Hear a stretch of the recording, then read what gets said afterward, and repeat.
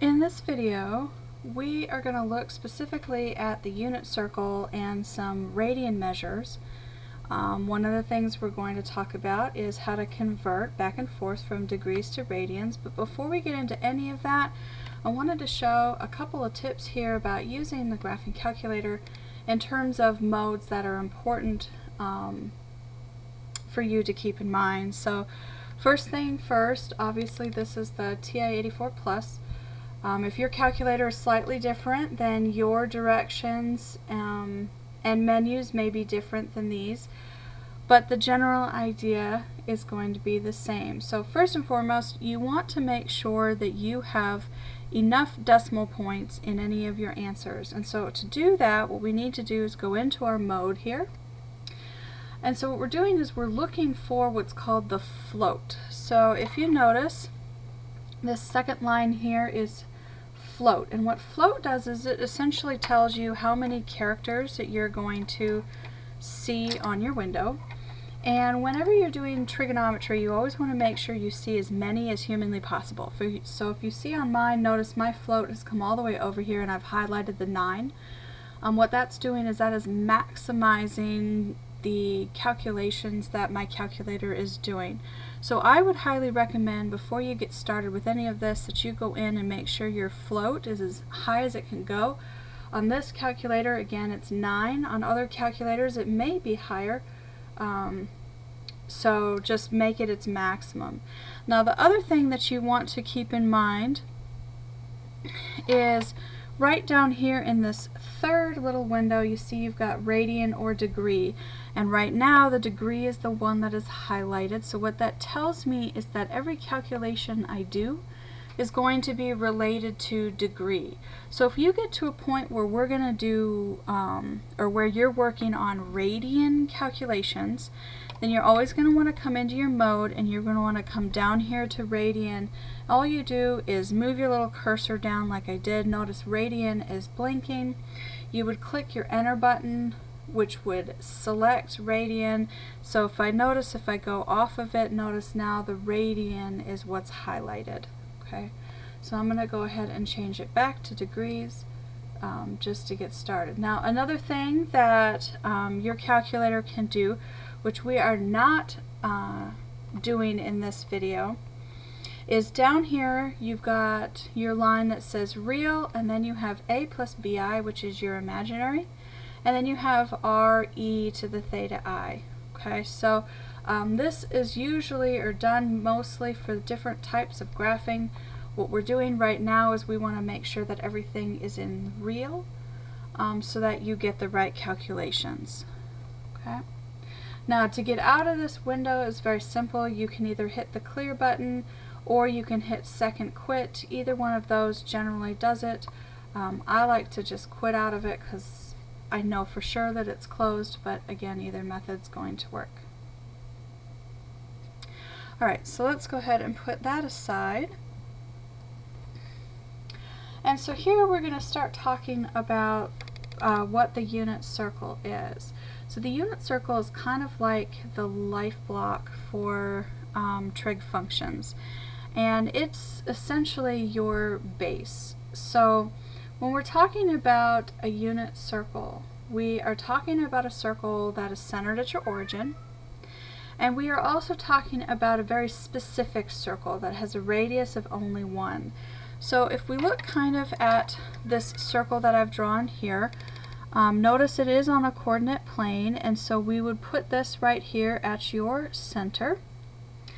And with this being your center, we know that the center is at the point 0, 0.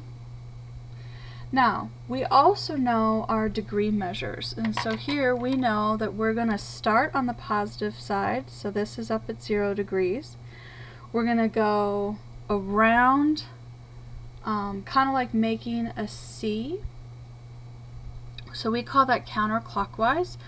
So this becomes 90 degrees up here. Keep going around your circle, we get 180. Come down to the bottom, we get 270, and if we finish back up here over at 0, well, the full unit is going to be 360. So I always like to start by making sure that I write 0 above my axis line, 360 below, because that signifies going a full circle around. Now, the other thing that we have to keep in mind when we are dealing with unit circles is that we are dealing specifically with the circumference. So when we're talking about this little angle here that's going around the circle, we're dealing with the circumference of a circle. So if you remember, circumference is 2 pi r. And in this case, a unit circle would just simply be 2 pi because my radius is 1. Now, the other thing to remember is that the radius is if you start from the center and you come out to the outer edge of your circle, this would be your radius here. And for a unit circle, your radius, which we always label as r, is equal to 1. That's what makes it a unit circle. Therefore, one of the things that you can take note is that right here, where the edge of the circle is meeting that axis line, this would essentially be 1. If you come up here to this top one, my y is a 1. Over here at 180 degrees, we're at -1. And down here at 270, we're also at -1. Okay, so that's what we mean when we say the radius is 1. We're talking about from the center out to the edge of that circle. Now, not everything is going to be in our degrees, which is what that is. Sometimes we're going to have what's called radians. So we have this very important little calculation here, which is that 1 radian is the same as 57.3 degrees. So we can somewhat use that going back and forth. When we're talking about radians, we're talking about units of pi. Okay, so the biggest thing we have to remember here is that a radian is a unit of pi. Okay, so again, when we go around our circle, we still are going to start with 0, but when we go up to our first one, instead of saying 90 degrees, well, our unit of pi would be pi over 2. When we go down over to what would have been 180 degrees, this is 1 unit of pi. Coming down to the bottom, instead of 270, we end up having 3 pi over 2, which means if we finish our rotation, we end up with 2 pi. Now, the other thing that we can do in radians is we notice radians can also be given to you in decimal form. So again, you would start at 0, but up here we would have pi over 2. Pi over 2 is going to be the same decimal as 1.57. If we come over here to pi, we generally use 3.14. Come down to 3 pi over 2, and this is going to be 4.71. And then come over to 2 pi, and we are looking at 6.28. Now, it's important to keep both pi and those decimals in mind, depending on the question that you have been asked. Now, just like with everything else, we still have the center here in the middle, and we are still dealing with a radius that is going to come from the center on out. Okay. Now, one of the things that we do a lot is we convert back and forth between degrees and radians. And in order to do that, we have to get very comfortable with what are we doing and where. So first and foremost, if we want to convert from degree into radian, then we have to remember that we are going to multiply by pi over 180. So you're going to take whatever that degree is you've been given, and you're going to multiply by pi over 180. Now, another thing that is super important to keep in mind, or at least in the back of your head, is that when you're then using your calculator, you need to change it to radian mode. Or with a calculator in radian mode, you would then work with it.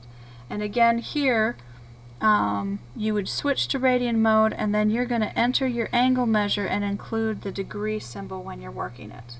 Okay.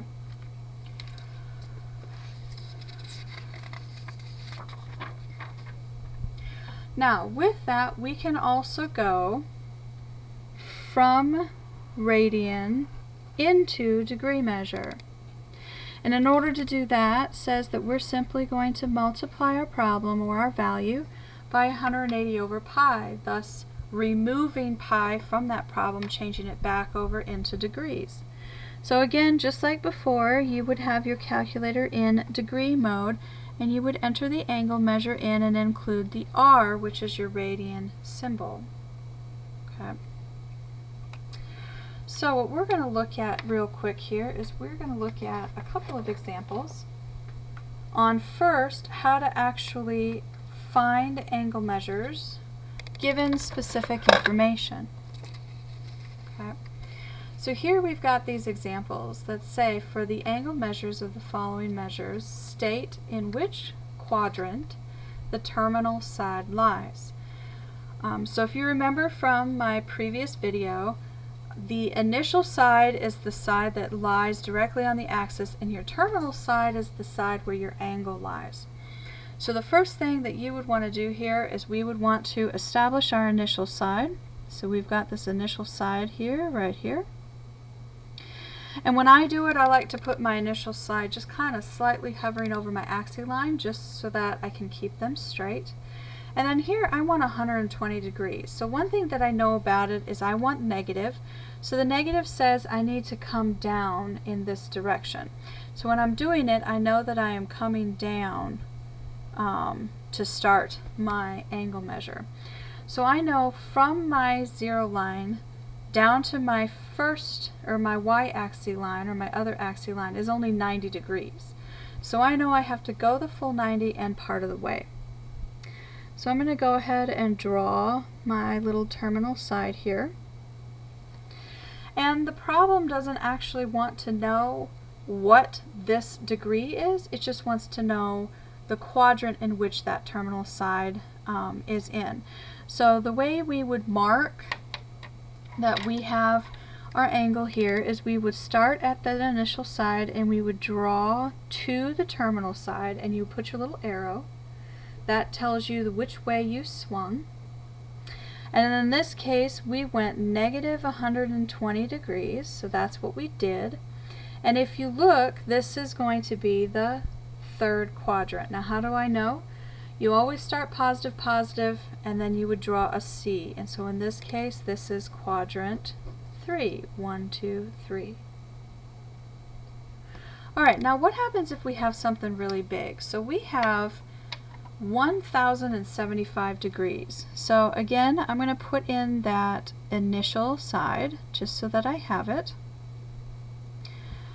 And we have to go 1075. So the easiest thing to do is to remember that once around the circle is 360 degrees. So one way that you can do it is this. You can pull out your calculator, and very easily, let me go ahead and do it this way. So I know once around is going to be 360 degrees. So I want to take 1075 and I'm going to subtract my 360. And so I know that I can go at least once. Now, we could do this the reverse way. So if you catch my drift, notice we would say subtract that 360 till you can't do it anymore. The other way to do it would be to say I'm going to take 360 and then I'm going to add another and see what I get. So I would start here close, and I'm going to go, here's my first 360, and then I went ahead and added another because I know it fits, so I can add another 360. Then I'm going to add 360 more, and notice in doing that I've got 1080, which is bigger than what I had. So what that means is that I can go a little bit further, but not all the way. So I'm going to go ahead and take this around, and I'm going to come up here and stop, and I'm going to draw this being my terminal angle because I only wanted 1075, and going 3 times around gives me 1080, which is too far. Now again, doing it the reverse way, you could start with that 1075, and you could subtract 360, tells you can keep going. If we subtract 360 again, I can go some more, but notice I only have 355 left, which again is the same thing, says that you cannot go all the way. Now in this case, we just went, and so I would put a little arrow here on the tip of my little spiral, which says that we just went ahead and went 1075 degrees, and we ended in quadrant 4. 1, 2, 3, 4.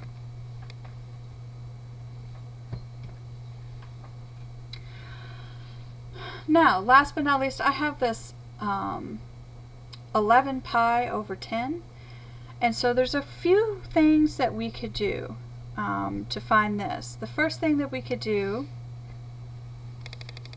is we could convert 2 degrees.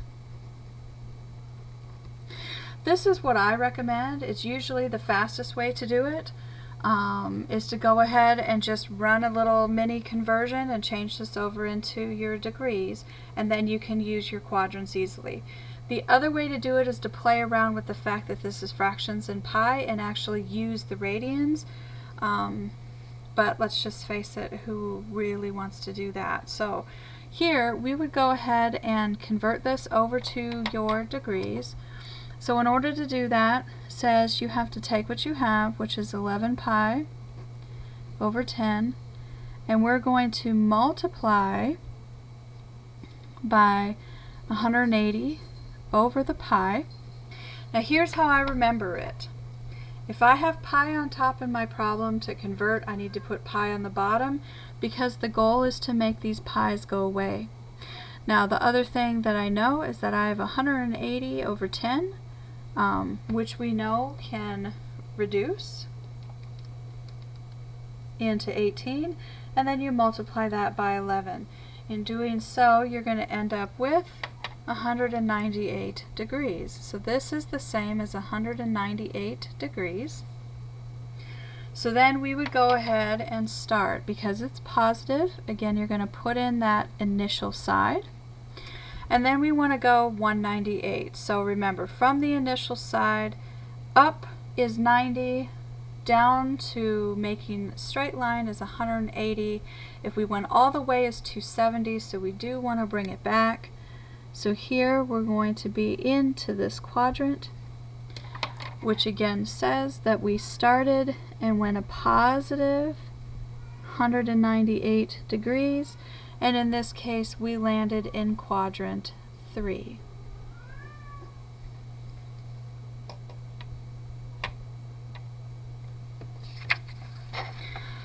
This next example I want to look at says that we need to find 2 positive angles and 2 negative angles that are coterminal with the given angle. So coterminal essentially means that it lies in the same place. Okay?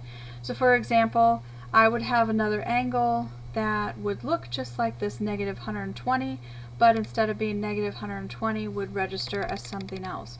So that's what coterminal is. We're looking at something that is going to be the same. So the first thing that we can do is we can go ahead and find the positive. So the first thing I would do is I would take my 360 degrees, I would subtract away 81 degrees, and that is going to give me the positive. This in this case is 279 degrees. And then the one thing I know is that if I take this 279 and I simply do a full unit, or a full unit of measure, so I'm going to take that 279, I'm going to add another rotation.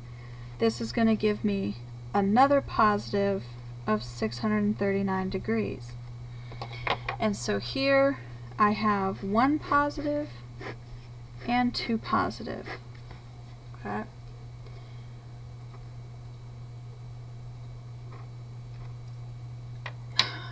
Now, to find the negatives, would say that we would start with that negative 81 degrees, and we are going to spin a full rotation in the negative direction. So I would subtract away a rotation which is 360 degrees. That is going to give me negative 449 degrees. Notice it is a negative value, therefore it's my first. And then all you have to do is take what you just found, so the 449, subtract another rotation in the negative direction, gives you a negative 801 degrees, and thus there we are again. I have my first negative and my second. Now, for those of you who are a little bit confused, if you think about it very closely here, this would be your quadrant, and you can go ahead and always feel free to draw yourself a picture. When we're starting with negative 81 degrees, essentially what we're doing is we are starting here at the 0 degree line. We are going to back up 81 degrees, and so our angle is actually right here, where what we did was I traveled in this direction negative 81 degrees. Okay. Now, in order to find out this first positive, we would have to know, what if instead of backtracking the 81 degrees, I had spun around in the positive direction? So what I'm doing is I'm looking for what is then this degree. And so notice it would give me the exact same place. So the way to do that is to take the 360, subtract away how far I went, and that gives you that positive direction. Okay, so that's the first one. And then of course the 360 would say that we continued on one more time, and that would give you the second positive.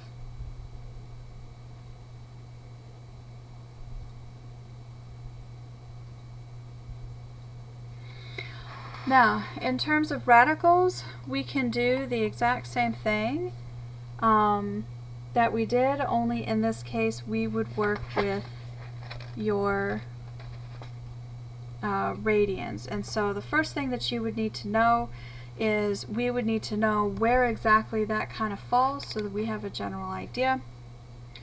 And so I just real quickly would go ahead and convert this over, so I know that if I multiply this by 180 over pi, my pi's are going to go away.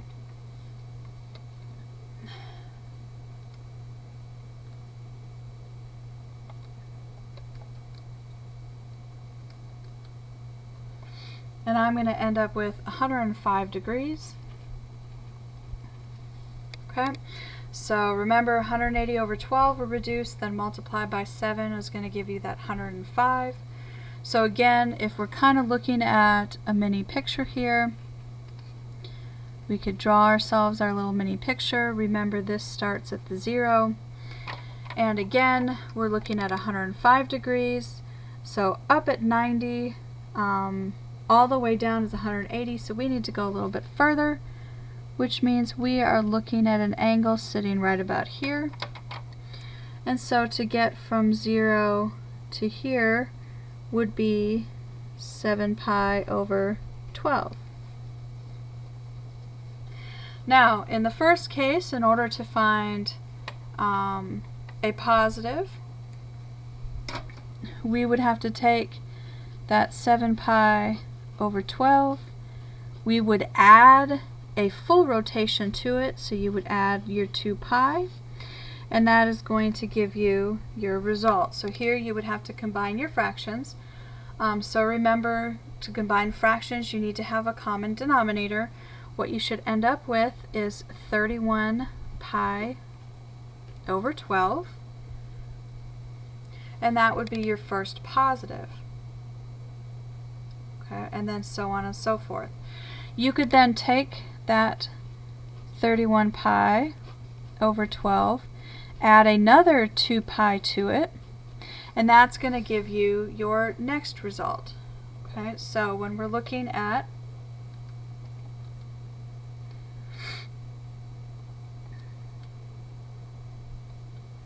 this one, you would end up getting 55 pi over 12. Now both of these are your positives. So here this would be the positive result, and this other one would again also be the positive. Now, just like before, we would take our result and subtract. You would do the same thing here. So to find your subtraction, we would have to take that 7 pi over 12, and we this time would subtract away that 2 pi, and that's going to give you a full rotation in the negative. So if we're starting here and we subtract a 2 pi, that's going to give us our negative result here.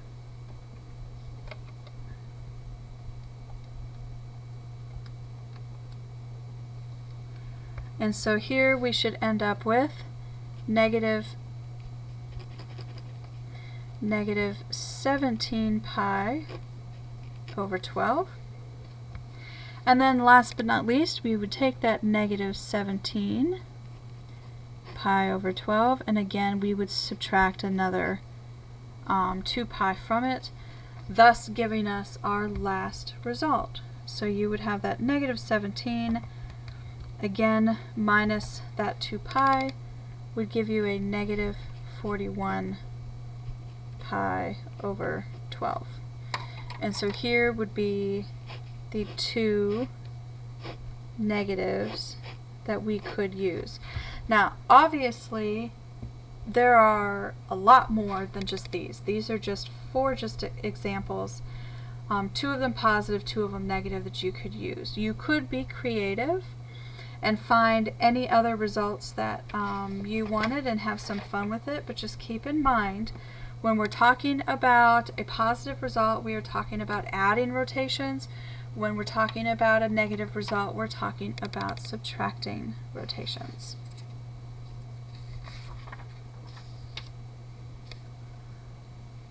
Now, another concept that we have is finding complements and supplements.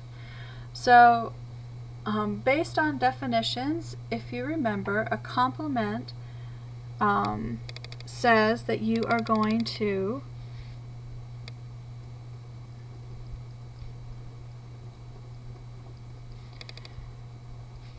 we're going to sum to 90 degrees. So what that means is however many angles we have, when you add them together, they have to sum to 90. Most of the time we're talking about just 2 angles. However, do keep in mind you could use more than that. A supplement means that we are going to sum to 180 degrees. Okay? It's the same concept, it's just we're adding to a different part. Here, the other thing that we need to keep in mind or remember is that when we're talking about degree measures, in terms of radians, this would be the same thing as saying pi over 2, and 180 degrees would be the same thing as pi. Okay, so keep those in mind, because you can use complements or supplements with both radians and degrees. So here, this first example, we're going to find the complement and supplement of 47 degrees. So your complement, again, remember, should equal 90. So in this case, we can have that x plus that 47 degrees equals your 90. So you solve for x, and we end up with that x is equal to 43 degrees. Now, in terms of your supplement,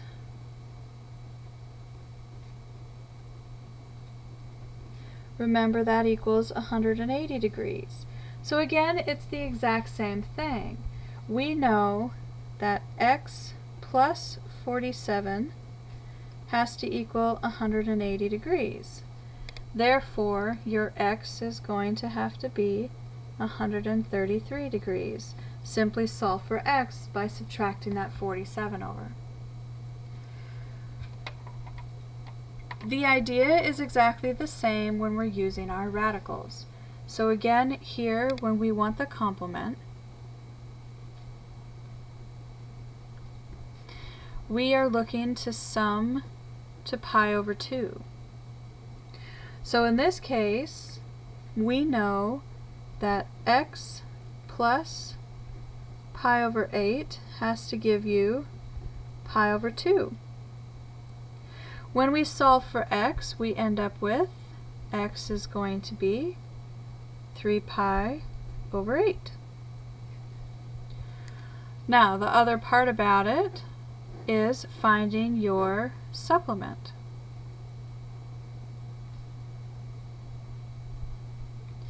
And again, this supplement has to be pi.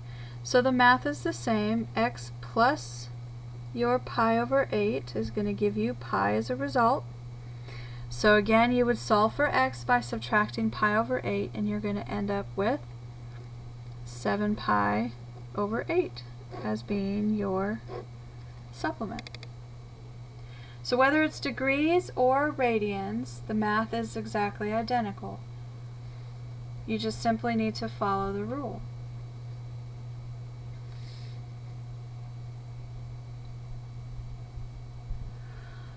Alright, now in these examples here, we want to determine which quadrant the terminal side is given for the given angle. So we're looking at 1.8. So the first thing that you need to take note is decimals means radians. So if you remember back at the beginning, one of the things I said is that you need to keep in mind the fact that your unit circle here has decimals to them. So this is where this comes in handy. So with this problem, I want 1.8. So if I take a look at my unit circle here, starting at 0 going up to the 90-degree mark is only 1.57. If I go all the way down to the 180-degree mark, I'm at 3.14. Therefore, that means my 1.8 is going to fall somewhere here in this quadrant, and therefore that is what we're looking for. So here we would have that my 1.8 is going to fall somewhere in here,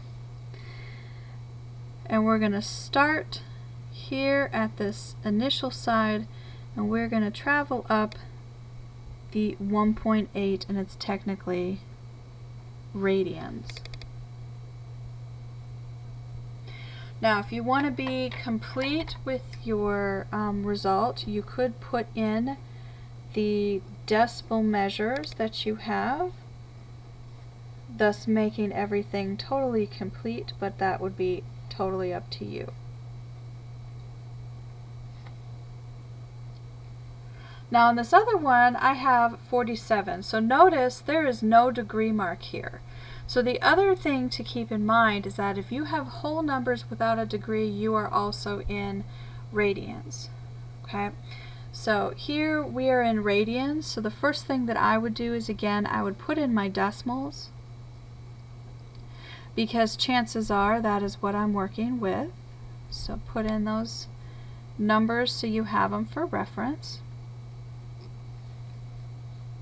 And now I have 47, and if you look at this, notice one full rotation is just under 6.28.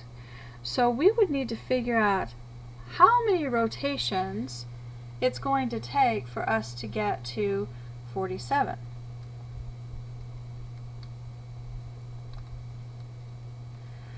So one thing that I would do is I would go ahead and pull out, say, your calculator, and I would just go ahead and do that. So I know that I have 47 rotations I'm trying to make. I'm going to divide that by one full rotation, which is 6.28, and that gives me 7.48 blah blah blah. Okay, so what does this actually tell me? Well, when I do my 47 over 6.28, that is going to equal 7 full rotations. So I can get started because I have to go 7 times around. So I'm going to start close here to the center. So notice I have my initial. So we're going to go around here's once, go around again is twice, go around again is 3 times, and then we have 4, 5, 6, and 7, but we can't just simply stop because if you look, I have a decimal. So the other thing that I know is I know that the 0.48407 blah blah blah means part of a rotation. So here I have 0.484 part of a rotation, and so I have to go up just a little bit. So I'm going to draw myself my terminal, and I have to come up to here. Now, in case any of you are wondering, yes, you have to draw your spiral, because the spiral is telling you how many times around you are spinning before you stop and reach your end. And so in this case, we have to draw it 7 times around. Make sure you're going in the right direction until you get to your ending part. Okay? Now, notice, we need to make sure we read our question, and the question here wants you to determine the quadrants. In this first example, we were in quadrant 2. In the second example here, we ended in quadrant 1. Okay? So after you do the work, always make sure you go back, reread your question to make sure you actually answered it. Alright, last but not least, what does it look like in order to convert? So the first thing we're going to do is convert to radian measure. So radian measure means we're going to leave in terms of pi, at least in this case. Okay. So we have negative 214.6 degrees, and we are going to multiply this by pi over 180 degrees. What that's going to do is that is going to get rid of the degree sign and leave behind just simply the pi sign. Now, because I want to leave it in terms of pi, it means the only thing I'm going to do is take my numbers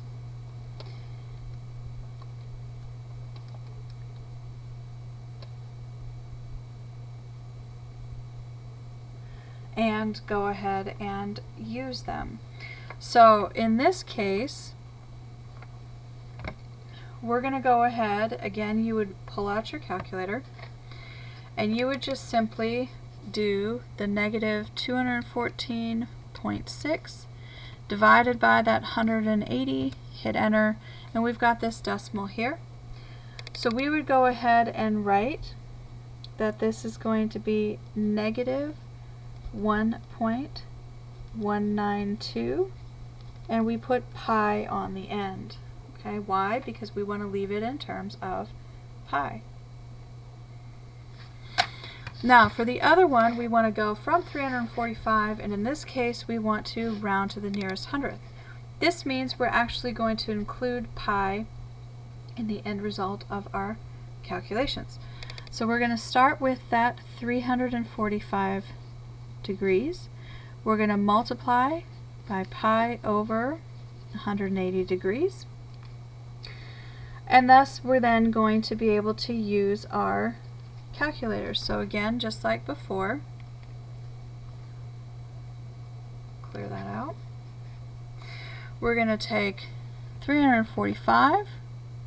Actually, I would open a parenthesis, take 345 times the 3.14, close it, divide it by 180, and that is going to give you your result. So here We want to round to the nearest hundredths, so if you look, it's going to end up being 6.02. So we would say this was 6.02, and this is radians. Now last but not least, we have to convert to degree measure. So notice I have pi up and top here. So converting to degree says I'm going to take my value, so 7 pi over 6. Now I'm going to multiply it with pi on the bottom. So this becomes 180 degrees over pi. My pi's are going to go away, leaving me with just my degrees, which gives us 210 degrees.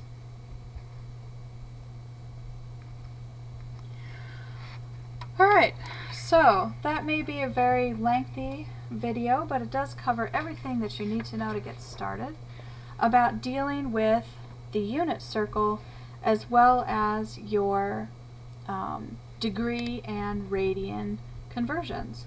So if you have any questions, please let me know. Otherwise, I hope you enjoyed, and I'll see you next time.